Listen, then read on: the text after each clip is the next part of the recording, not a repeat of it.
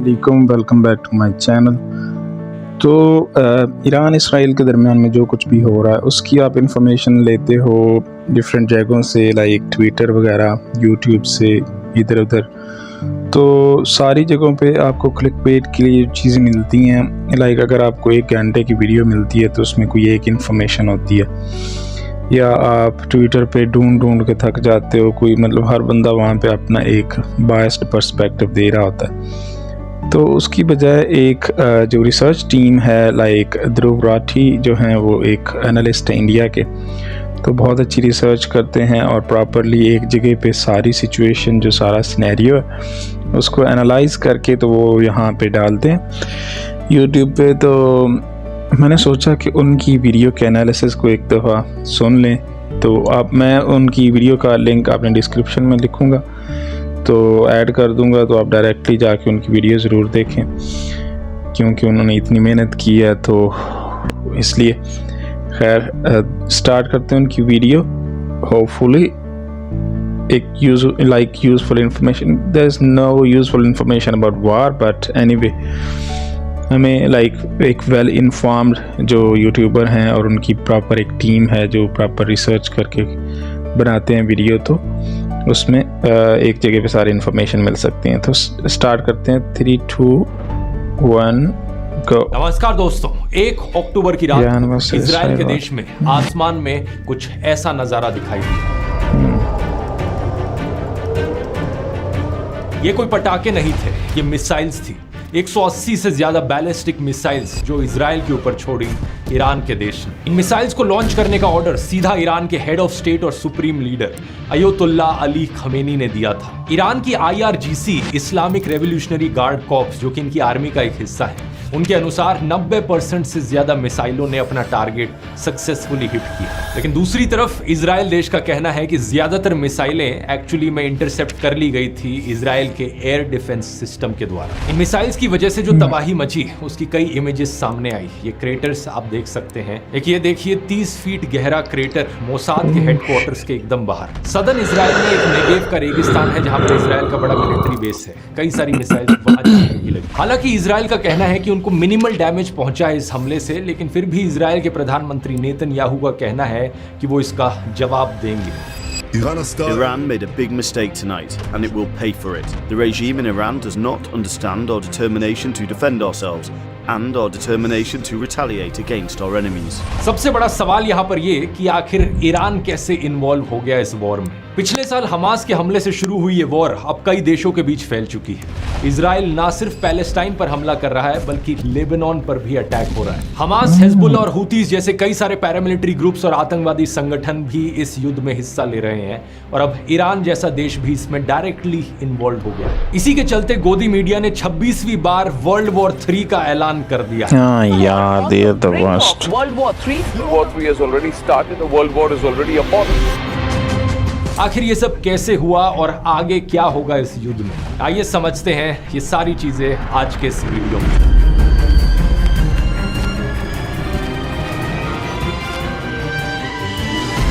ये बात सच है कि इस वॉर में कई सारे देश इन्वॉल्व हो चुके हैं, और अगर हालात इसी तरीके से बिगड़ते रहे तो ये धीरे धीरे एक रीजनल वॉर बन सकती है मिडिल ईस्ट में।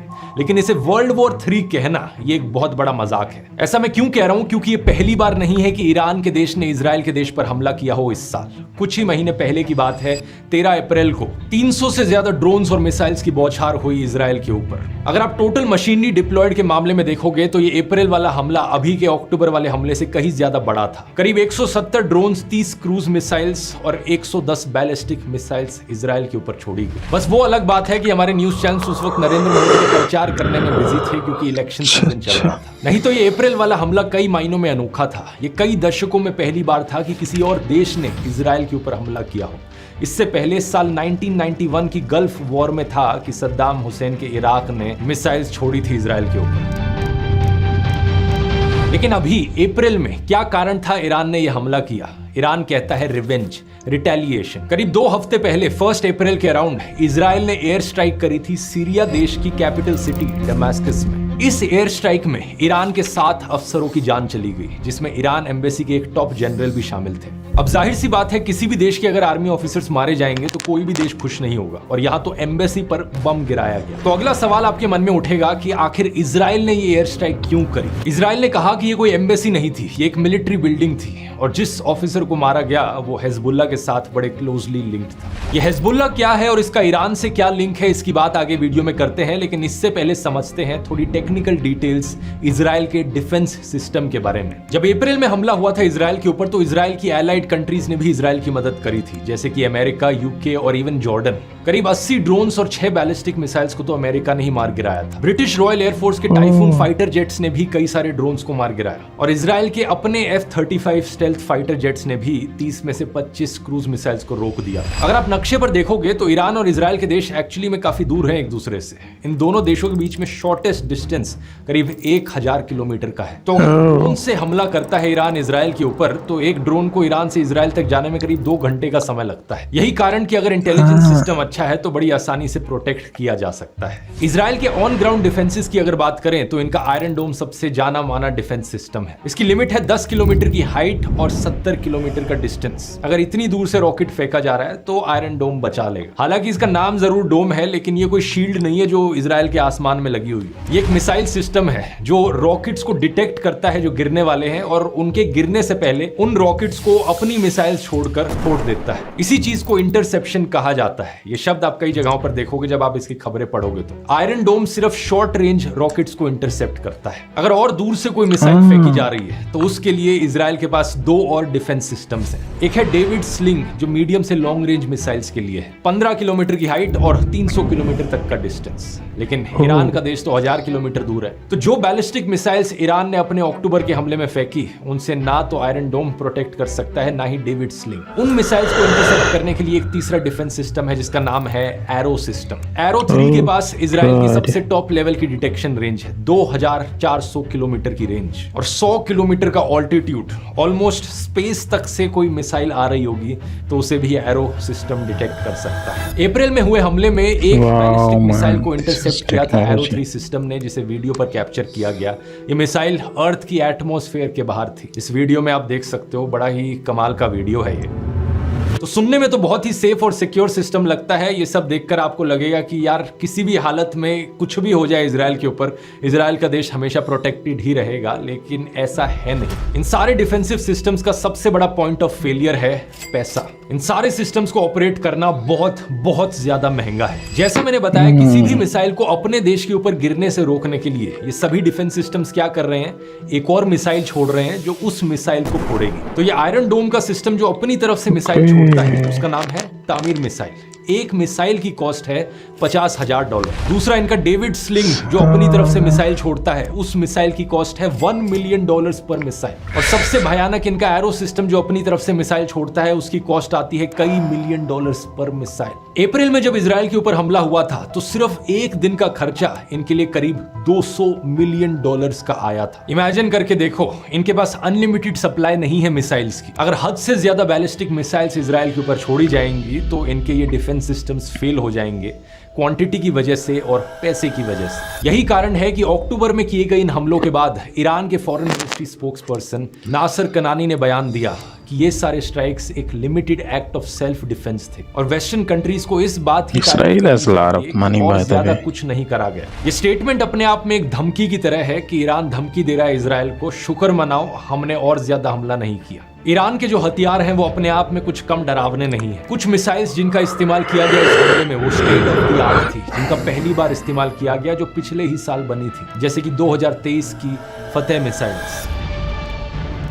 बीबीसी के द्वारा निकाली गई इस फोटो में आप देख सकते हैं इनकी सभी मिसाइल्स की कैपेबिलिटीज। लॉन्गेस्ट रेंज मिसाइल्स इनकी शहाब 3 है, 2000 किलोमीटर से ज्यादा की रेंज है। जो मिसिंग है इस नक्शे से वो है 2023 की फतेह मिसाइल्स। ये हाइपरसोनिक बैलिस्टिक मिसाइल्स की कैटेगरी में आती हैं। हाइपरसोनिक मतलब स्पीड ऑफ साउंड से भी ज्यादा तेज। ये 18,000 किलोमीटर प्रति घंटे की स्पीड से उड़ सकती हैं, जो कि 15 गुना ज्यादा होता है स्पीड ऑफ साउंड से। यानी कि कुछ मिनटों का ही समय लगेगा ईरान से इजराइल तक पहुंचने में। We are able to precisely precisely hit any target within the range of 870 miles, and there exists no system that can rival or counter this missile. बहुत से लोग यहाँ पर रॉकेट्स और मिसाइल्स को एक दूसरे से कंफ्यूज कर देते हैं। ये दोनों शब्द सुनने में एक दूसरे से काफी सिमिलर हैं, लेकिन असलियत में बहुत अलग है एक दूसरे से। हमास के द्वारा जो रॉकेट्स फेंके जाते हैं इजराइल की तरफ, उनका साइज काफी छोटा होता है। वो जमीन से फेंके जाते हैं एक प्रोजेक्टाइल में, यानी अंदाजा लगाया जाता है कि वो कहां पर गिरेंगे।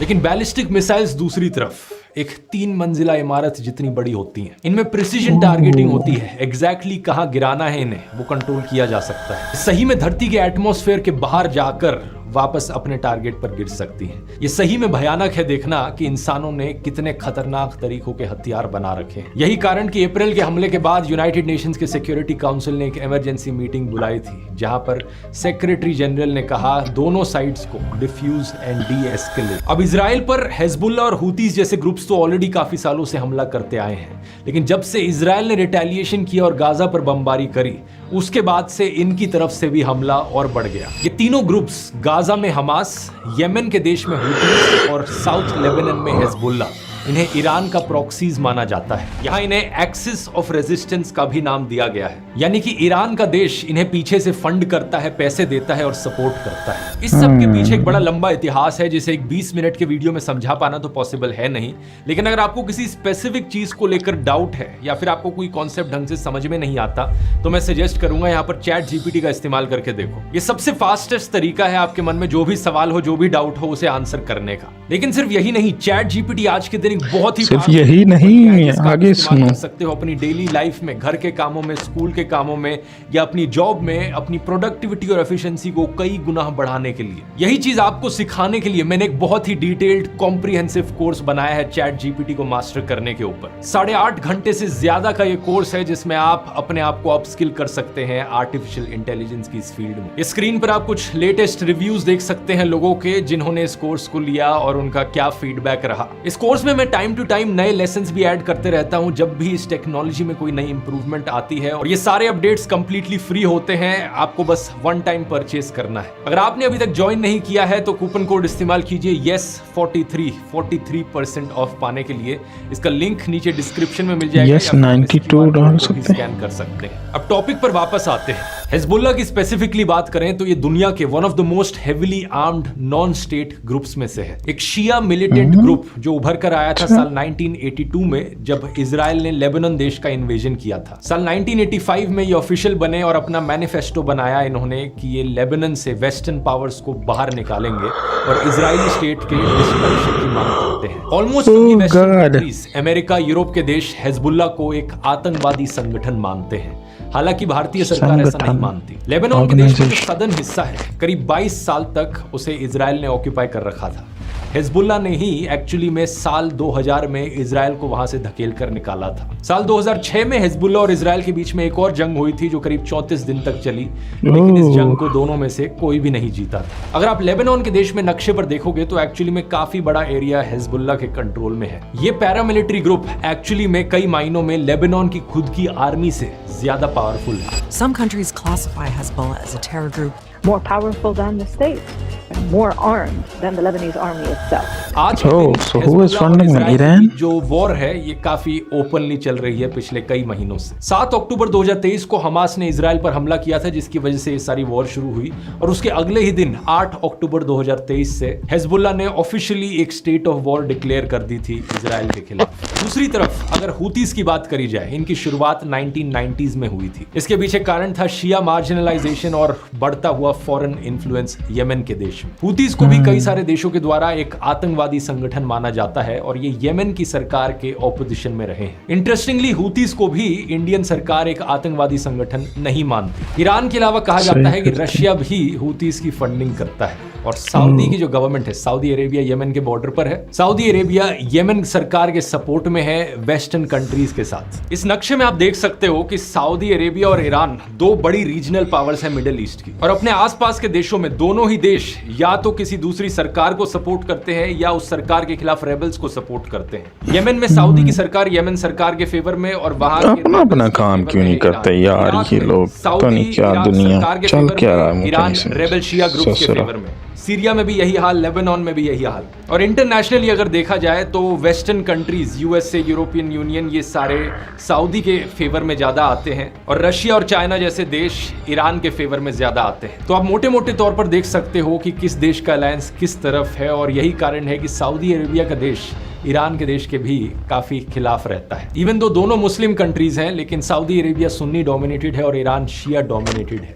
इस चीज की बात मैंने इस वाले वीडियो में करी थी। इजराइल पैलेस्टीन के अभी के युद्ध की शुरुआत हुई थी पिछले साल अक्टूबर में, जब हमास ने हमला किया था इजराइल के ऊपर। उसकी बात मैंने इस वाले वीडियो में करी थी। उसके बाद इजराइल ने रिटेलिएशन किया, गाजा में इन्वेड कर दिया। गाजा में इतनी भयानक बमबारी करी इजराइल ने कि आज वो जगह रहने लायक बची नहीं है। दुनिया में ज्यादातर देशों ने जेनोसाइड करके पुकारा है उसे। 7 अक्टूबर 2023 और 22 सितंबर 2024 के बीच में 41,431 पैलेस्टीनियन लोग मारे जा चुके हैं ऑन रिकॉर्ड। इनमें से आधे से ज्यादा बच्चे और औरतें हैं। 2 मिलियन से ज्यादा लोग डिस्प्लेस हो चुके हैं। जोनाथन ग्लेजर, एक ज्यूइश फिल्म डायरेक्टर जिन्होंने पिछले साल ऑस्कर जीता अपनी होलोकॉस्ट फिल्म के लिए, उन्होंने एक स्टेटमेंट दी। अवार्ड एक्सेप्ट करते हुए उन्होंने कहा कि होलोकॉस्ट के जख्मों के नाम पर जिस तरह एक दूसरे समूह को टॉर्चर किया जा रहा है, इस किस्म की ज्यूइशनेस को मैं नकारता हूं। Our film shows where dehumanization leads at its worst. Right now, we stand here as men who refute their Jewishness and the Holocaust being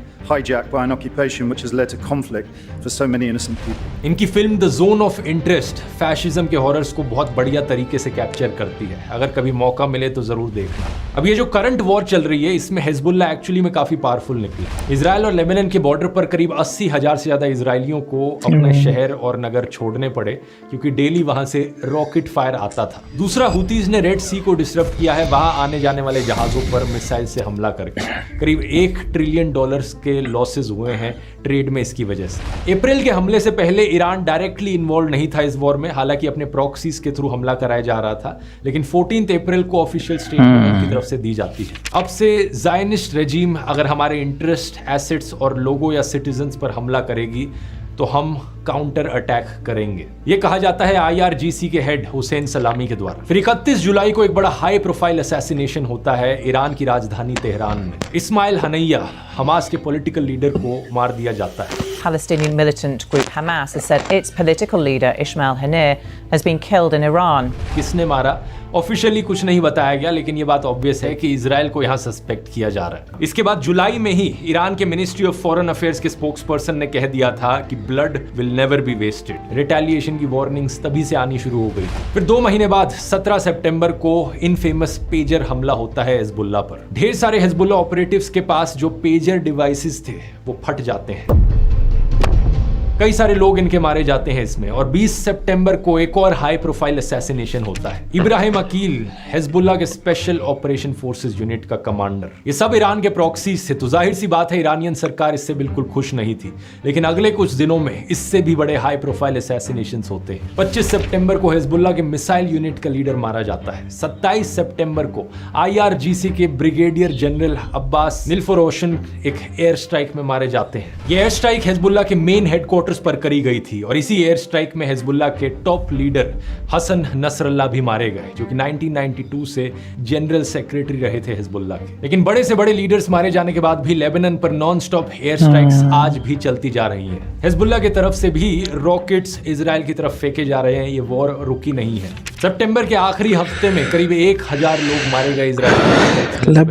United Nations और यूएसए दोनों इन सारे अटैक्स को लगातार कंडेम कर रहे हैं, लेकिन इजराइल की तरफ से रुकने का कोई संकेत सामने नहीं आ रहा। 1 अक्टूबर वाले इस लेटेस्ट अटैक की अगर हम बात करें जो ईरान ने किया, तो इजराइल को शुरुआत में तो कोई संकेत नहीं दिख रहे थे कि ईरान भी उन पर रिटेलिएटरी एयर स्ट्राइक कर सकता है।